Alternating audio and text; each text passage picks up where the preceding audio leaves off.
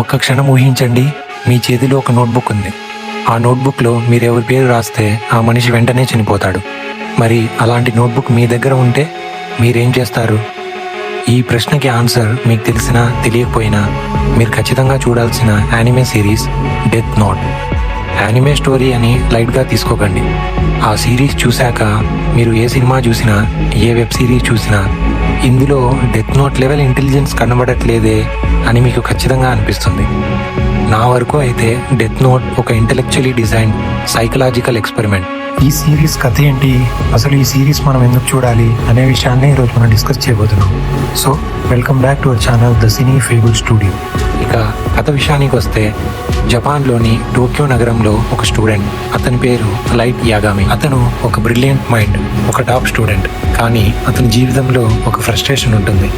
అతనికి ప్రపంచం మీద నమ్మకం ఉండదు. ఈ ప్రపంచం అంతా పాడైపోతుంది అని అతని నమ్మకం.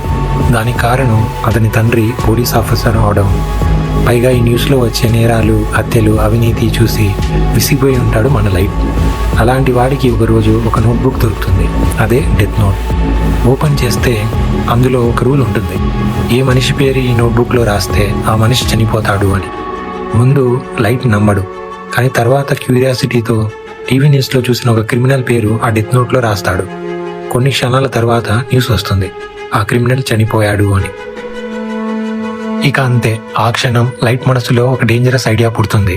ఈ డెత్ నోట్తో నేను ఈ ప్రపంచాన్నే మార్చగలను అని. ఆ రోజు నుండి లైట్ ఒక మిషన్ స్టార్ట్ చేస్తాడు. న్యూస్లో కనిపించే నేరస్తుల పేర్లు ఒక్కొక్కటిగా రాస్తూ ఆ క్రిమినల్స్ అందరినీ చంపడం మొదలు పెడతాడు. కొన్ని రోజుల్లో ప్రపంచం కూడా ఈ విషయాన్ని గమనిస్తుంది.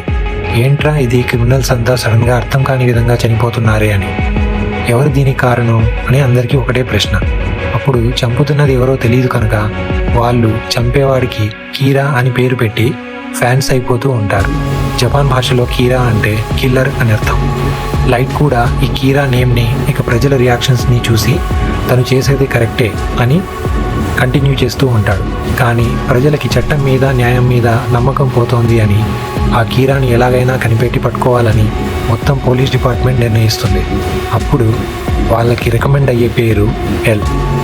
ప్రపంచంలోనే గొప్ప డిటెక్టివ్. అతని అసలు పేరు, ఎక్కడ ఉంటాడు, ఎలా ఉంటాడు, అతని ముఖం కూడా ఎవరికీ తెలియదు.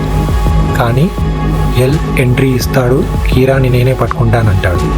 ఇక అక్కడి నుండి లైట్ మరియు ఎల్ మధ్యలో ఒక రసవత్తరమైన cat and mouse game start అవుతుంది. ఇద్దరు జీనియస్లు కలిసి చెస్ గేమ్ ఆడితే ఎలా ఉంటుందో అలా ఉంటుంది. ఎత్తుకి పై ఎత్తు, ట్విస్టులు మన మతి పోగొడతాయి. బహుశా ఇంత ఇంటెలిజెంట్ స్క్రీన్ ప్లే మనం సినిమాల్లో చూసింది చాలా తక్కువ. అలా సాగుతుంది వారి మధ్యన ఫైట్. మరి ఎల్ లైట్ని పట్టుకున్నాడా, లేక లైట్ ఎల్ని బోల్టా కొట్టించాడా అనేది మీరు ఆ యానిమే సిరీస్లోనే చూడాలి. ఈ సిరీస్లో ఇంకా చాలా క్యారెక్టర్స్ ఉన్నాయి. వాటి గురించి నేను చెప్పట్లేదు, ఎందుకంటే నేనేం చెప్పినా అది మీకు స్పాయిలర్ అవుతుంది. నా ఉద్దేశంలో ఒక్క డైలాగ్, ఒక్క సీన్ కూడా స్క్రిప్ట్లో వేస్ట్ అవ్వకుండా టైట్ స్క్రీన్ ప్లేతో తీసిన సిరీస్ డెత్ నోట్. సో ఆ డెత్ నోట్ ఎక్కడి నుండి వచ్చింది, అది లైట్ చేతికి ఎలా చిక్కింది, ఆ డెత్ నోట్లో ఇంకా ఏమేమి రూల్స్ ఉన్నాయి, లైట్ ఆ డెత్ నోట్ పవర్తో ఏమేం చేశాడు అనే విషయాలన్నీ మీరు సిరీస్ చూస్తే కానీ తెలియదు. నేను మీకు ముందే చెప్పినట్టు ఇది ఒక సైకలాజికల్ థ్రిల్లర్. ఈ సిరీస్ ఒక వార్నింగ్ లాంటిది. ఒక మనిషికి దేవుడి పవర్ వస్తే ఏమవుతుందో చెప్పే కథ. సో అస్సలు మిస్ అవ్వద్దు. మీరు ఆల్రెడీ సిరీస్ చూసుంటే మీకు ఒక ప్రశ్న, డెత్ నోట్ లాంటి పవర్ మీ దగ్గర ఉంటే మీరేం చేసేవాళ్ళు? మీరు సిరీస్ చూసొచ్చి కూడా ఈ క్వశ్చన్కి ఆన్సర్ చేయొచ్చు. మీకు ఈ వీడియో నచ్చితే మీ ఫ్రెండ్స్ అండ్ ఫ్యామిలీతో షేర్ చేయండి. ఇలాంటి ఇంట్రెస్టింగ్ వీడియోస్ కోసం మా ఛానల్ని సబ్స్క్రైబ్ చేయండి. మళ్ళీ కలుద్దాం ఇంకో వీడియోతో. Thank you.